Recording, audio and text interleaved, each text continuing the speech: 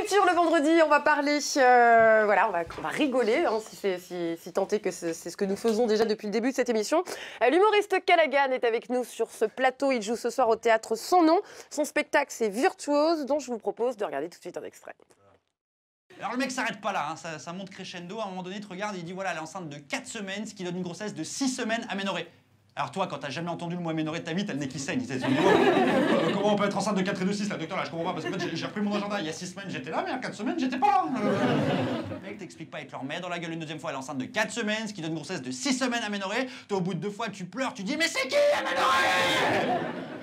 Il a jamais réussi à m'expliquer. Je suis rentré à la maison, je suis allé sur Google, je tapais aménorrhée, pas aménorrhée, je comprends en 2 secondes. C'est tout simple en fait. C'est comme hors taxe et TTC en fait.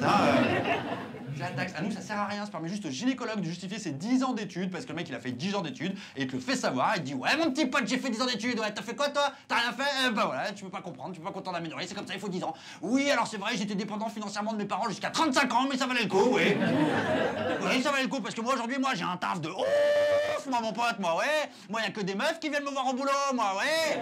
Tu vois ici je suis le taulier, tu vois, je peux me venger de quand j'étais adolescent, moche et sans le sou, qu'elle me mettait des râteaux dans la gueule toute la journée pour pas sortir avec moi parce que j'étais personne. Et ben aujourd'hui la roue elle a tourné mon petit père.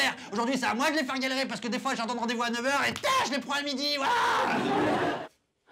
Callaghan, spectacle, extrait du spectacle Virtuose. Vous parlez de l'accouchement, forcément ma première question c'est comment s'est passé le vôtre? Oh bah nickel hein. Ouais. Non, bah, je raconte tout dans le spectacle. C'est marrant, c'est rare que des humoristes comme ça parlent de l'accouchement. Vous êtes père de famille? Ouais, bien sûr. Bah, ça aurait été un peu glauque de parler d'accouchement sans avoir d'enfant. Enfin, je sais pas. Non, vous auriez pu avoir... Traîner dans les maternités, dans les salles de travail, ouais. Bah ouais, on y va. Donc alors, et c'est quoi? C'est une expérience qui vous a visiblement beaucoup Ouais, marqué. bien sûr. Alors en vrai, non, je vous ai un peu menti. J'en parle plus en fait dans le spectacle. Voilà. C'est bien, on est au point ici. Ouais, j'en ai beaucoup parlé par le passé. Je parle surtout de l'après maintenant. Mais oui, ça m'a chamboulé. Mais évidemment, c'est l'aventure humaine la plus incroyable. Et comme je dis toujours, c'est en même temps, on passe du chaud au froid. Ça, je l'ai dit dans le spectacle. J'étais fier de donner le premier biberon à mon fils. Il a ouvert les yeux, je pleurais. Je dis, ouais, je suis sa première image. Il y a une sage-femme qui passe, qui me dit, bah non, il voit rien avant 3 mois. Et il se casse comme ça. Bah, voilà, on est sur ce truc tout le temps parce qu'il y a la magie d'avoir ce bébé qui arrive et la réalité des sages-femmes qui en font 20 par jour, que ça touche plus du tout et qui en batterie, hein, clairement.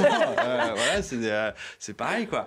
Et donc, ouais, je parle beaucoup de ça, sur comment on gère ça sur le plan émotif, quoi. Voilà, ça m'a vachement inspiré. Et là, du coup, ça évolue puisque le petit grandit. Le petit grandit, évidemment, ouais. Et bah, du coup, là, oui, je parle plus maintenant de l'école parce qu'il est en CP, il a 6 ans maintenant, ouais, 6 ans et demi. Il est au CP, il apprend à lire et c'est une catastrophe pour moi parce que je suis en train de réaliser que c'est pas du tout un génie en fait.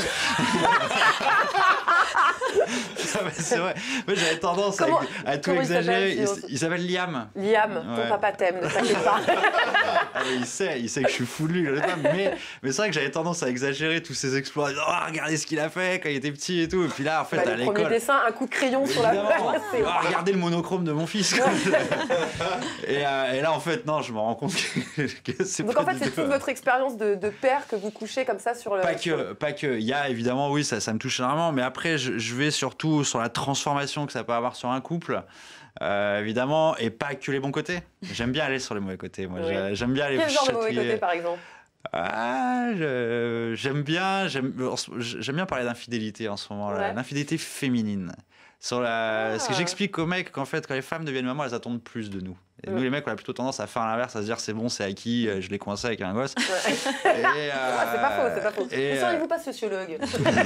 Non, mais pour le coup, c'est vraiment un spectacle ultra féministe. Mais clairement, c'est les mecs qui en prennent plein la gueule pendant 1h30. Vous nous donnez l'autorisation d'être infidèle, en fait, en gros? On a couché, ça a été dur. Pas du tout, mais j'explique qu'aujourd'hui, voilà, on a voulu la parité pour beaucoup de choses.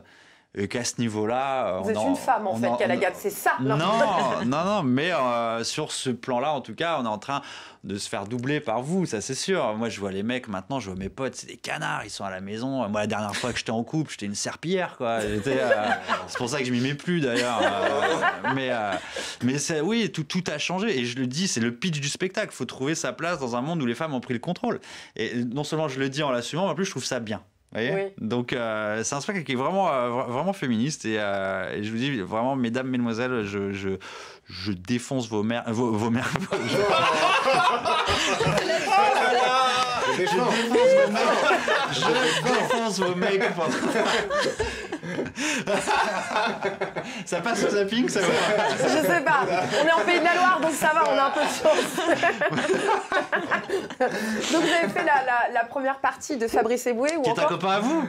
Bah on s'est vu à connaissance, on s'est vu, mais oui, ce matin, il y a 4 ans. À Paris avec Fabrice, bien sûr. Ouais, bah mon Fabrice, le génie. Voilà, pour ceux qui le suivent, oui, je suis venu plusieurs fois avec lui à Nantes faire les premières parties à la Cité des Congrès. Et donc, bah voilà, on suit le parcours. Bah voilà, et de Jeff Panaclock aussi. Et de Jeff aussi, bien sûr. Ouais. Bah après, j'ai fait Madénian, Cavana aussi. En fait, pendant un temps, j'étais monsieur première partie. Ah oui, oui. En fait, bah, faut bien commencer à un moment donné. Vous avez quand même été la révélation 2014 du Montreux Comédie Festival. J'ai un peu tout défoncé. Ouais. Elle a reçu le prix du jury et prix du public du Festival Mont Blanc d'humour à Saint-Gervais en 2015. Ce qui est intéressant sur ce festival, c'est que le jury était composé que de femmes. Donc Claudia Tagbo, Antoinette Collin, directrice du Point Virgule, Catherine Salvador, que des femmes. Bah, Isabelle Laillé de France Télévisions à Paris aussi. En parlant de l'accouchement et tout, vous avez toutes et oui, mais alors, mises dans la poche. On aime bien, ceux qui sont pas venus me voir, la presse qui est pas venue me voir, aime bien dire ouais, Callaghan il est vulgaire, il est trash. Ben, en attendant, je suis le comique le plus invité au maternel sur France 5 et